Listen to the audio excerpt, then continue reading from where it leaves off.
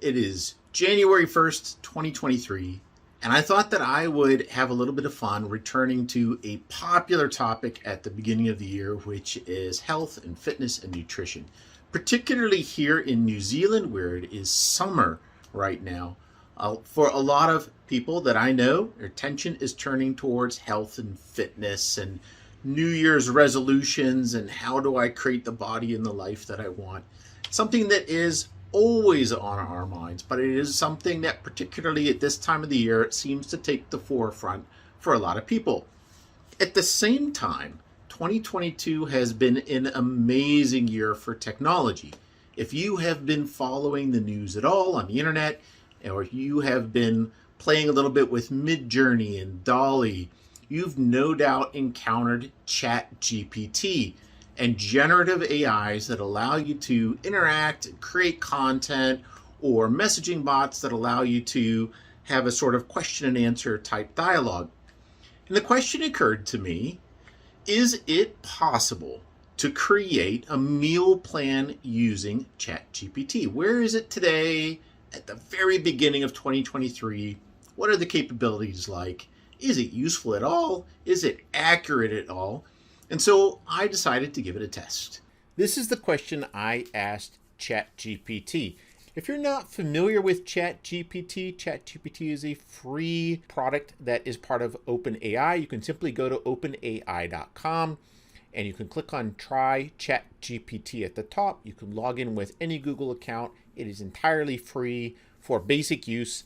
You can go a lot further than that if you want to, but it is something you should definitely familiarize yourself with. So as you can see straight away, ChatGPT gave me some very, very interesting information. It immediately whipped up a 3-day detailed meal plan. Breakfast, lunch, dinner, and snacks every day. And at least the way it presented it, it looked like it had met all of the requirements that I specified. 3,490 kilocalories with 50% calories from carbs, 20% from protein, and 30% from fats. Even more amazingly, it seemed to accomplish that ratio for each meal. You can see the exact calorie counts and the breakdown listed next to each meal plan. And it was amazingly structured. One of the things that I found most impressive about it was, first of all, that it gave me even more than one day of meal options, which meant that I had lots and lots of different choices to go with if I were following this plan myself. Another one, if you look at the choices as to what it gave, it has very good pairings for the meals that it chose. So overnight oats, for example, oats, almond milk, protein powder, banana, and nuts. Or quinoa black bean salad with quinoa black beans, cherry tomatoes, bell peppers, diced onion. All of these foods make sense together as a meal.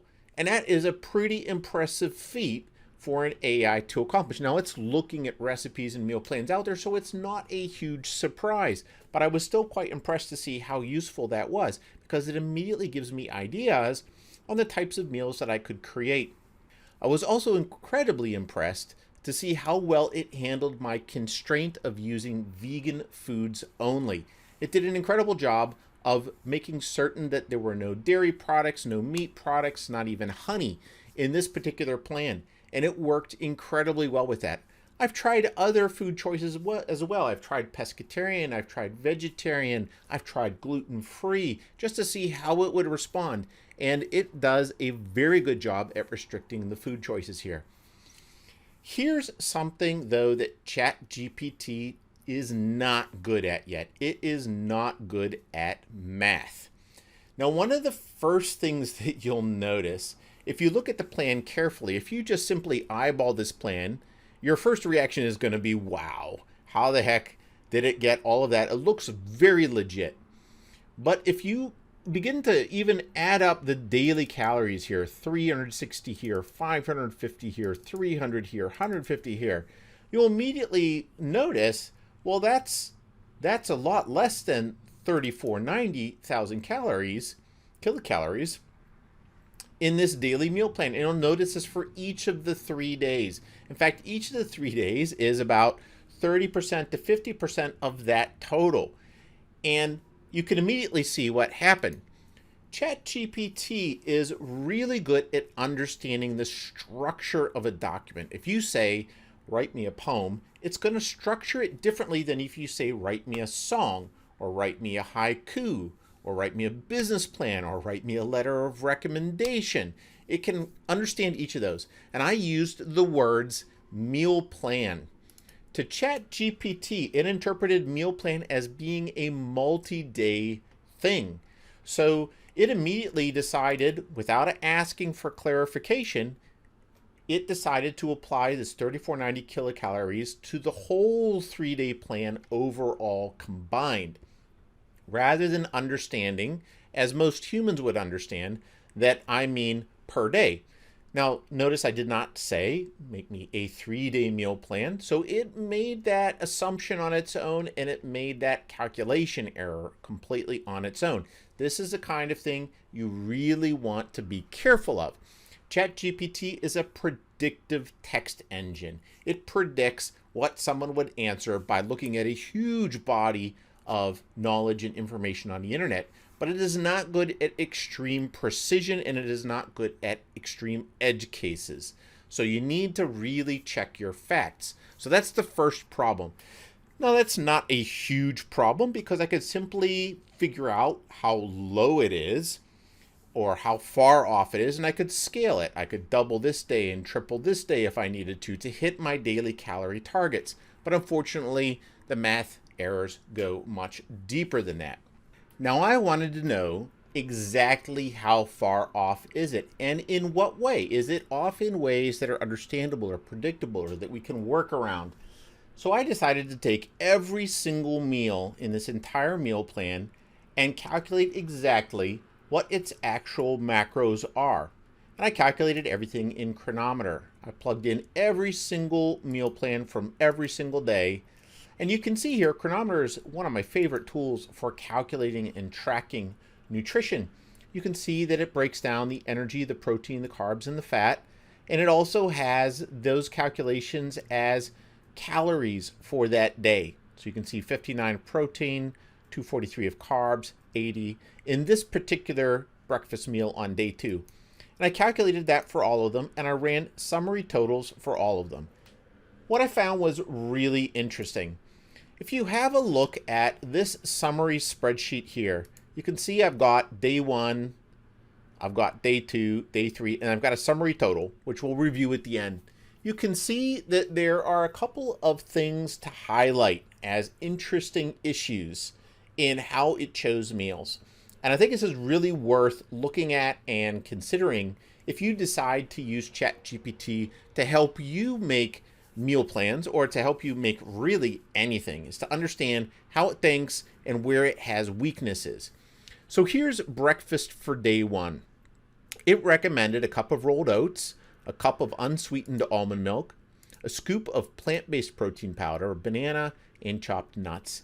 And it gave these as the calories, and it gave the breakdown as 50, 20, 30. So you can see here is what ChatGPT thinks that it produced.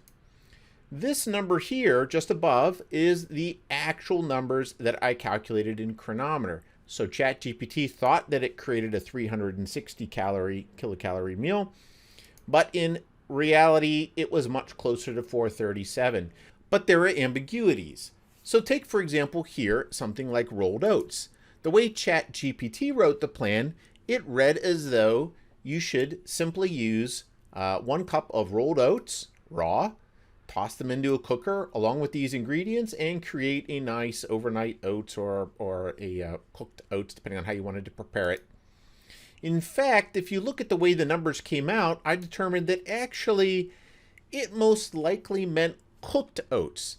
A cup of cooked rolled oats is very different in quantity than a cup of raw rolled oats, by about 2 to 1. A cup of raw rolled oats will make about 2 cups of cooked, at least. So that's a very significant error.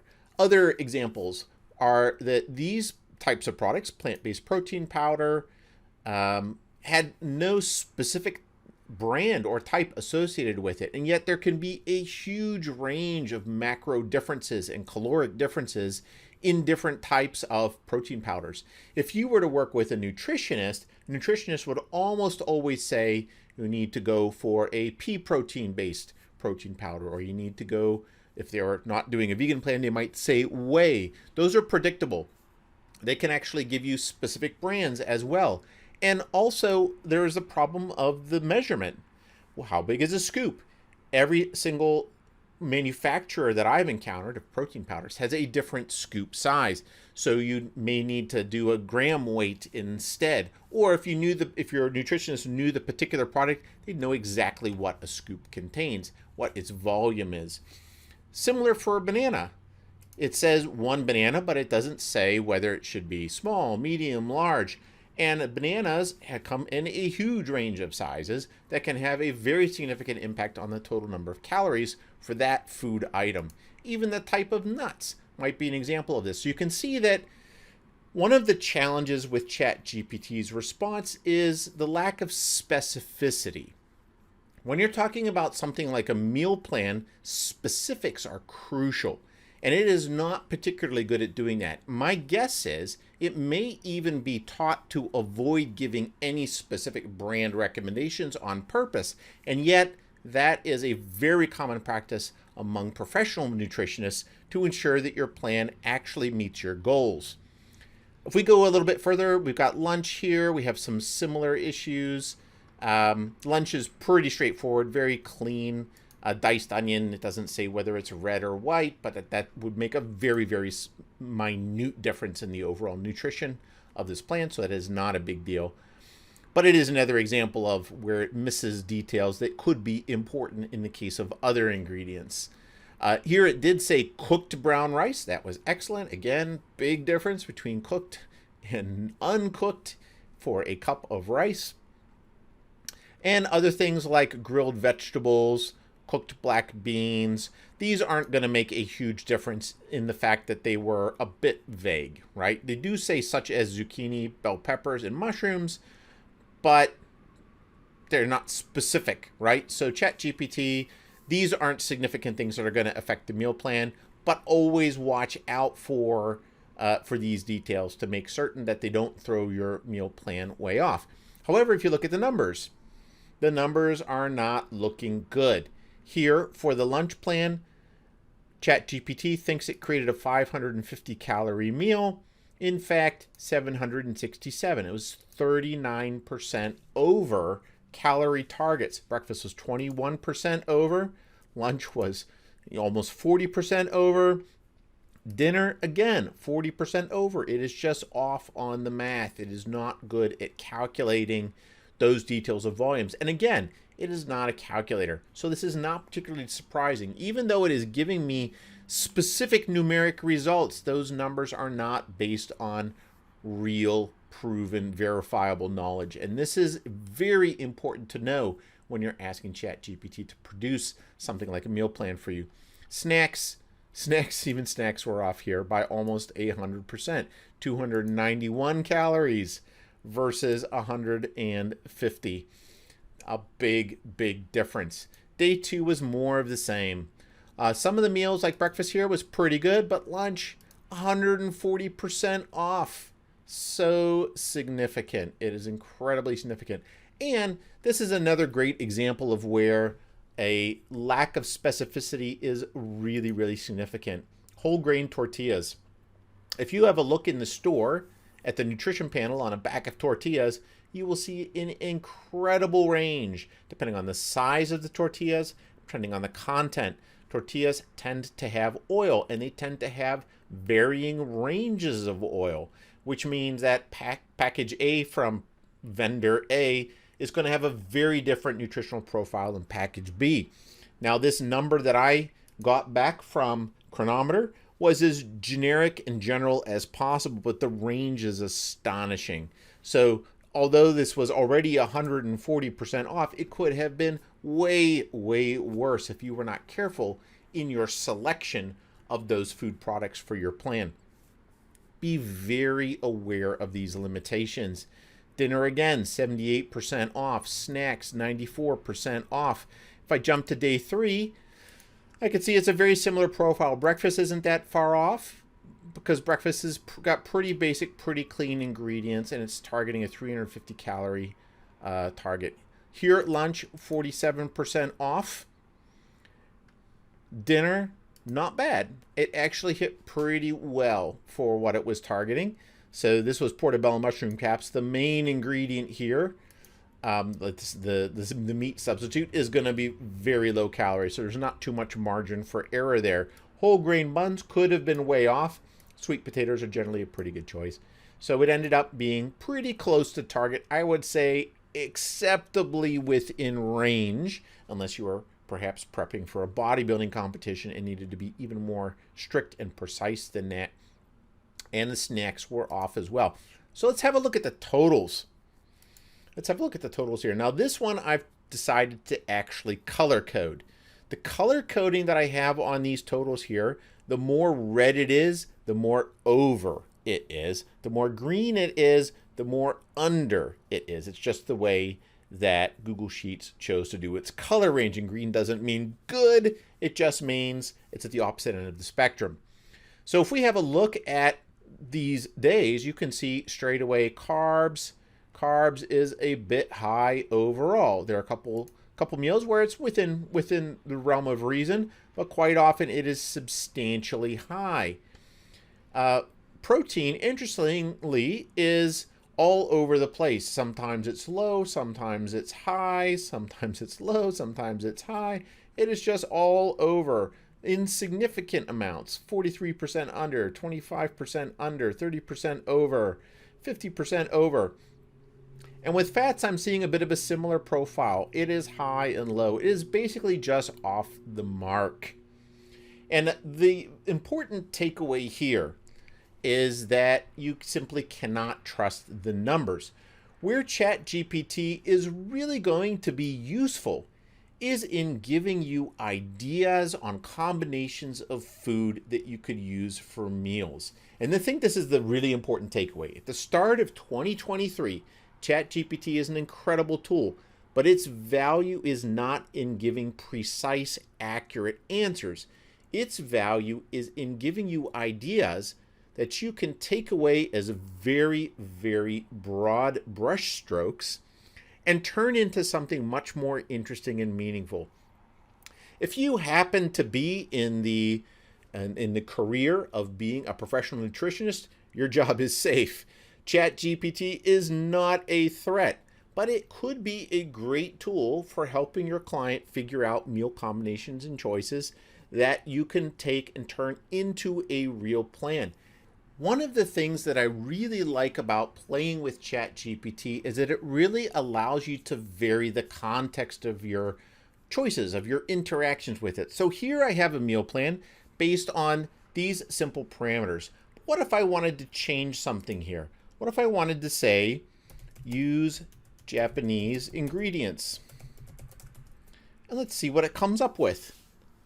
Straight away, it takes that exact same plan, those exact same parameters that it had already specified with specific calorie and macronutrient goals, as it immediately sorted out here. And it is changing all of the ingredients in it to match a more Japanese style cuisine. We're going to try this a couple different ways just to see what happens. Now, straight away, it is creating a vegan sushi here. It made a matcha smoothie, also vegan, with almond milk and a banana. It went for some brown rice and pickled plum, umeboshi, which you'll find in most bento boxes at restaurants. It's quite nice. Miso soup for lunch, teriyaki tofu. It is really hitting the mark in these ingredient combinations. Now, for someone like me who loves good food, but isn't that creative in planning out meals, this is such a great way to go. If I want to change any parameter of this plan, if I decide suddenly I want to add fish to this meal, or if I decide that I want to double it so that I have 2 people, or I want to make it something ready for a picnic, or something that I can meal prep, all of those things can be fed into my equation in my dialogue with ChatGPT, and it will be a fantastic source for ideas. So this is where we're at. This is where we're at the start of 2023, and I will be fascinated to see where we are at the end of 2023 where I think things are just gonna blow my socks off even more.